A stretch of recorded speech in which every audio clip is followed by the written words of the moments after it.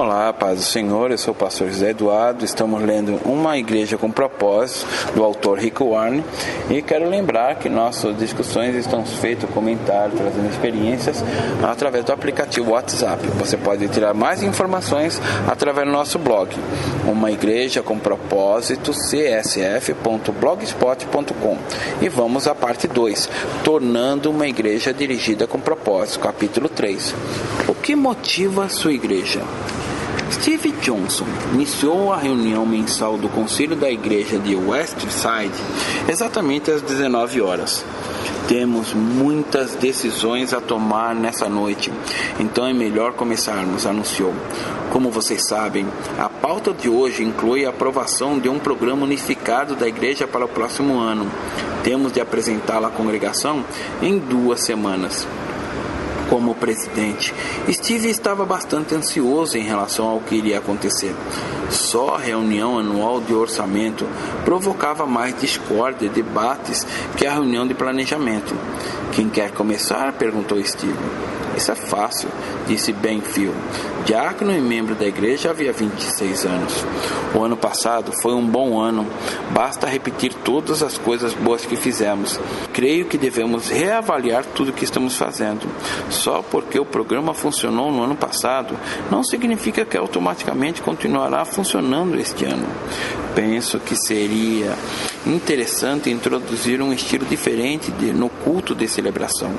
Temos observado o crescimento da Igreja do Calvário, desde que eles programaram um culto contemporâneo para alcançar os sem igreja. Esse é um problema.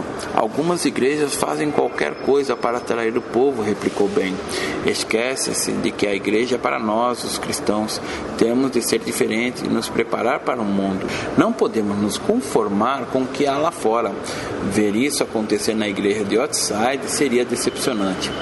Nas 2 horas seguintes, uma lista de ideias foi apresentada para inclusão no calendário da igreja. Karen, compassiva, insistiu apaixonadamente em que a igreja de Westside assumisse um papel mais ativo no resgate de grávidas desejosas de abortar e nos movimentos anti-aborto.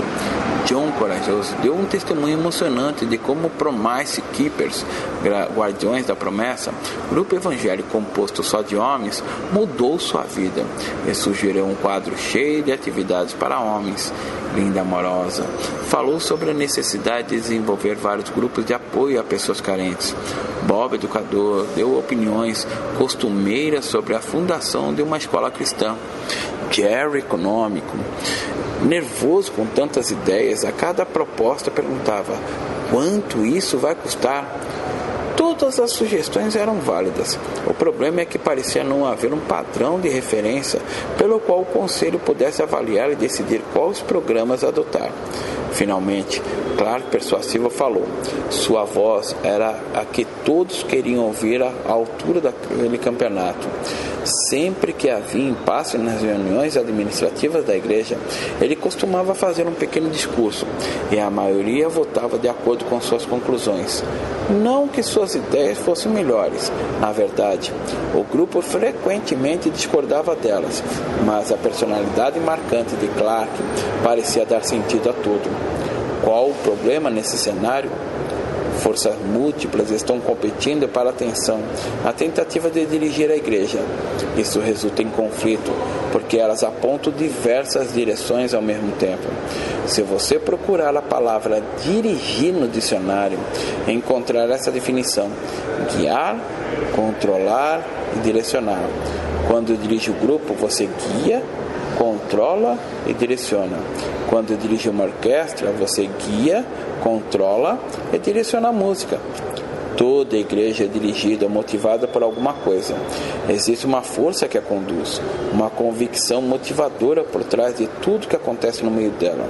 Esse direcionamento pode não estar escrito em nenhum lugar, pode até ser desconhecido da maior parte da congregação. Provavelmente, nunca houve uma votação para aprovar tal direcionamento.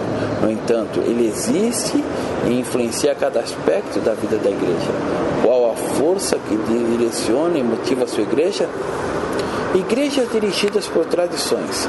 Nas igrejas dirigidas por tradições, a frase perfeita é: sempre fazemos isso desse jeito. O alvo da igreja dirigida por tradições é simplesmente perpetuar o passado.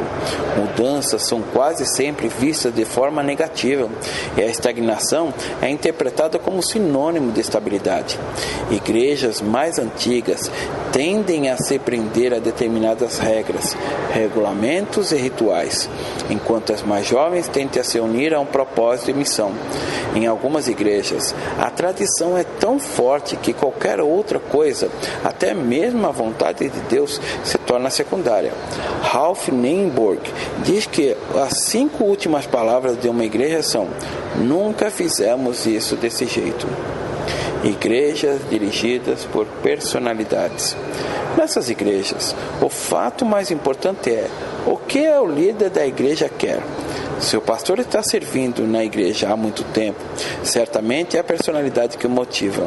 Mas, se a igreja tem uma história de sempre mudar o pastor, um líder leigo de destaque na igreja certamente é força propulsora.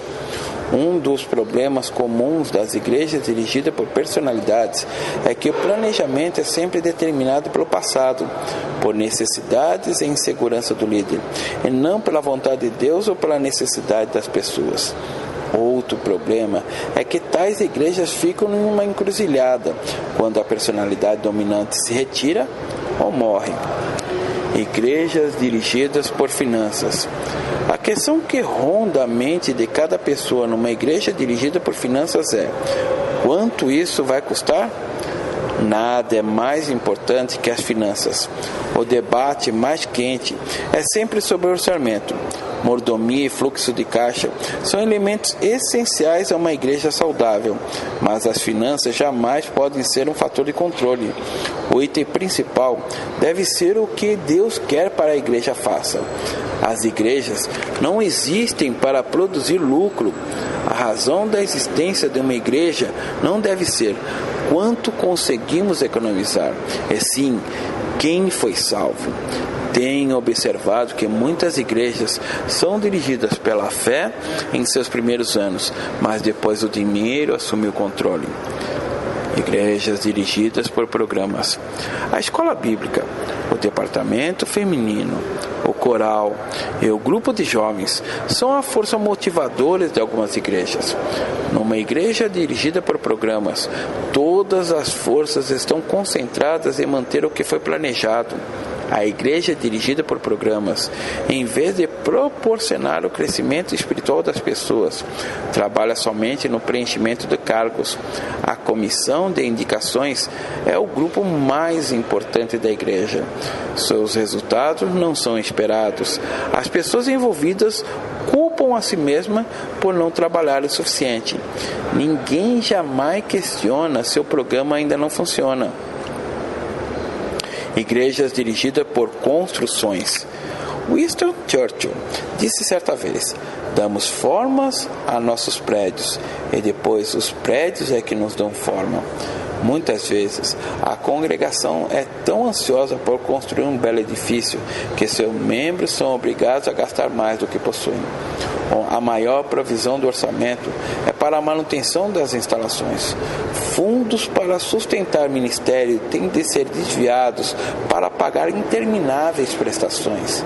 E assim, os verdadeiros objetivos da igreja são prejudicados. Em vez de o cachorro balançar a cauda balança o cachorro. No outro extremo, estão as igrejas que se baseiam na pequenez do seu templo para limitar o seu crescimento. Para esta, permanecer um templo histórico, embora inadequado, é mais importante que alcançar a comunidade. Igrejas dirigidas por eventos. Se você olhar o calendário de uma igreja dirigida por eventos, ficará com a impressão de que a meta dessa igreja é manter as pessoas ocupadas. Há sempre alguma coisa acontecendo, todos os dias da semana. Assim que um grande evento é realizado, já começam a trabalhar no evento seguinte. Existe muito trabalho em igrejas como estas, mas não necessariamente produtividade. Uma igreja pode manter-se ocupada sem, no entanto, entender o propósito de tanta ocupação.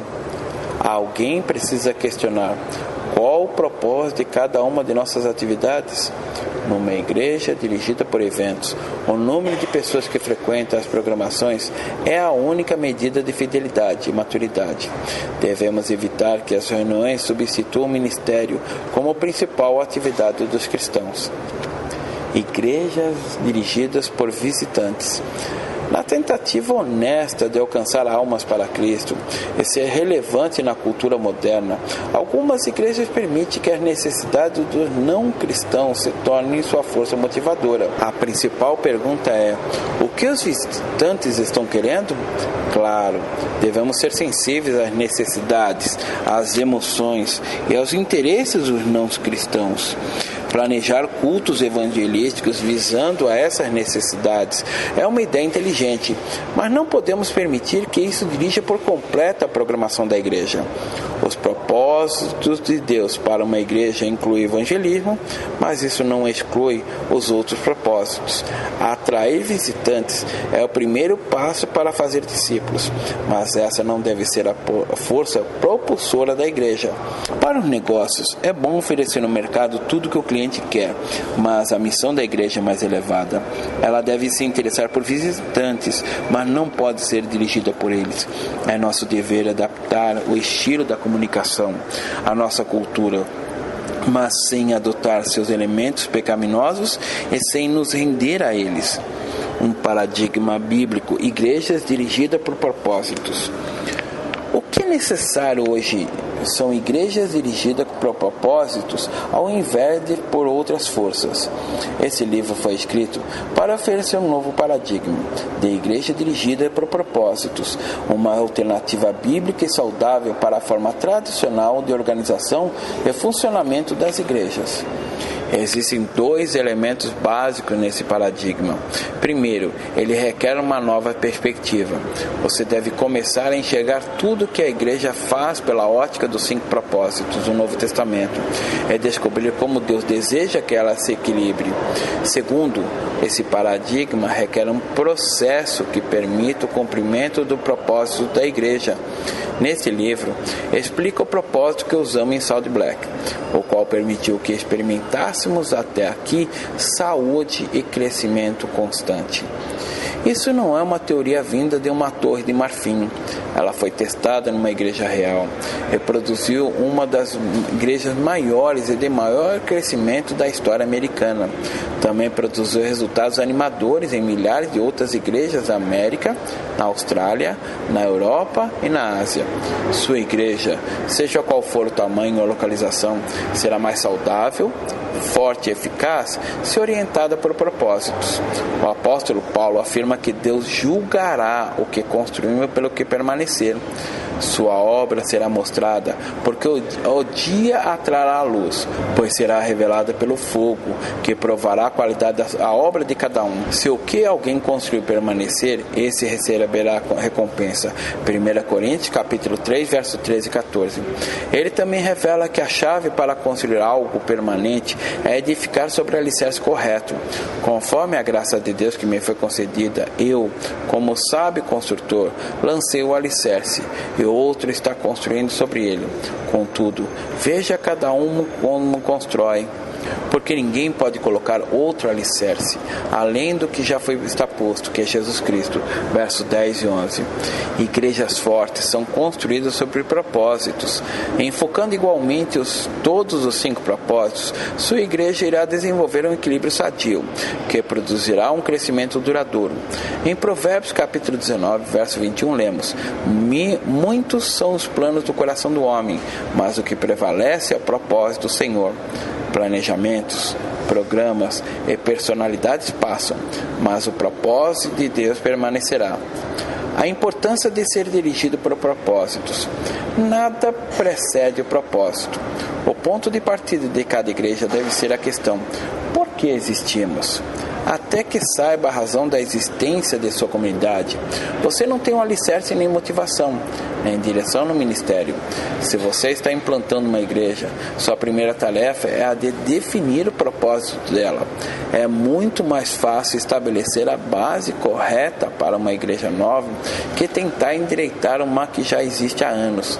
No entanto, Se você é ministro numa igreja estável, em declínio ou simplesmente desencorajada, sua tarefa principal é redefinir o propósito da congregação.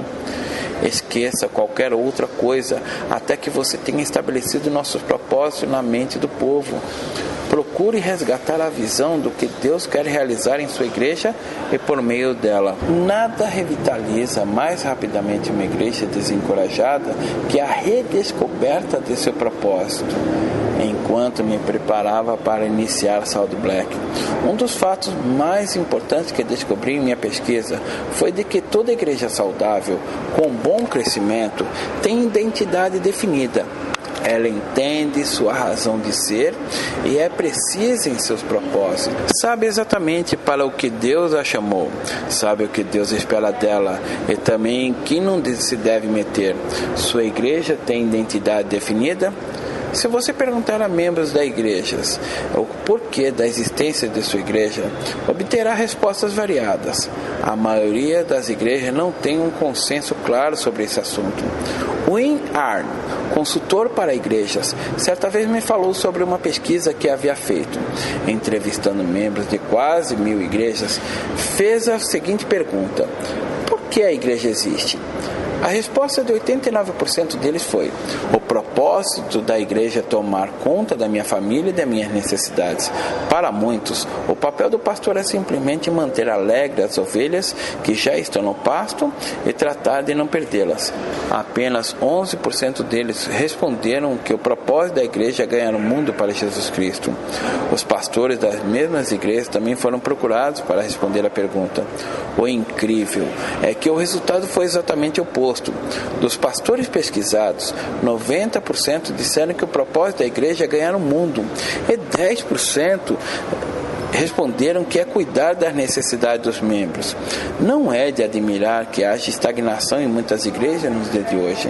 Se o pastor e a congregação têm ideias diferentes sobre a razão da existência da igreja, confusão e discórdia são inevitáveis. Igrejas são iniciadas por diversas razões, às vezes até por algumas razões pouco recomendáveis: competição, orgulho denominacional, necessidade de reconhecimento do líder ou qualquer outro motivo indigno. Se a força propulsora da igreja não for bíblica, sua saúde e seu crescimento jamais atingirão os níveis desejados por Deus. Igrejas fortes não são construídas sobre programas, personalidades ou artifícios, mas sobre propósitos eternos de Deus. E esse foi o nosso terceiro capítulo. As discussões sobre o tema, as perguntas sobre o que move a sua igreja estão sendo corridas em nosso aplicativo do WhatsApp. Para você querer participar, que todas as entradas são domingo e segunda, e iniciar a pergunta da semana, você deve entrar no nosso Blogspot, nosso site, uma igreja com propósito csf.blogspot.com. Ali você vai ter informações, você vai saber as perguntas anteriores, os áudios dos capítulos já lidos e discutidos e o resumo de cada decisão de cada grupo. Eu te aguardo para você participar desse grupo. Que Deus te abençoe.